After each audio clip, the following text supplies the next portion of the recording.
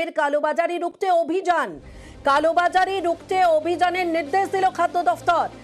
আটা ময়দার মূল্যবৃদ্ধি নিয়ন্ত্রণে কালোবাজারি রুখতে নির্দেশ। ঠিক কি নির্দেশ আমরা একটু জানবো সোমরাজের কাছ থেকে। সোমরাজ, দেখো, রাজ্যের খাদ্য দপ্তর বিভিন্ন জেলায় জেলায় নির্দেশ পাঠিয়েছে, যেখানে মূলত গম, আটা এবং ময়দার মূল্যবৃদ্ধি নিয়ন্ত্রণে আনতে কেন্দ্র ইতিমধ্যে নির্দেশ দিয়েছে অভিযান করতে, এবং সেই নির্দেশ মেনেই যাতে বিভিন্ন জেলায় জেলায় এই অভিযান চালানো হয়, বিশেষত বেআইনি গম মজুতদারদের বিরুদ্ধে যাতে এই অভিযান চালানো হয় তা নিয়ে খাদ্য দপ্তর নির্দেশিকা পাঠিয়েছে বিভিন্ন জেলার যারা ডেপুটি রেশনিং ডিরেক্টর আছেন তাদেরকে, এবং বিভিন্ন জেলার নিয়ামক সংস্থাগুলিকে খাদ্য দপ্তরের অধীনে নির্দেশিকা দিয়ে বলা হয়েছে তাদের অর্থাৎ গম মজুতদারদের যত শতাংশ গম মজুত করার কথা তার থেকে 20% বেশি গম মজুত করলে শাস্তিমূলক পদক্ষেপ নিতে জেলা শাসক ও পুলিশ সুপারের সঙ্গে কথা বলে কোথায় কোথায় অভিযান চালানো হচ্ছে সেই সংক্রান্ত রিপোর্ট খাদ্য দপ্তরে পাঠানোর কথা বলা হয়েছে।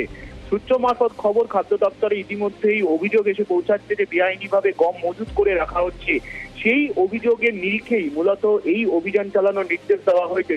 শুধুমাত্র হোলসেল বা পাইকারি বিক্রেতাই নয়, যারা খুচরো বিক্রেতা সেই সব দোকানেও অভিযান চালানোর নির্দেশ দেওয়া হয়েছে বিভিন্ন জেলার খাদ্য দপ্তরের অধীনে।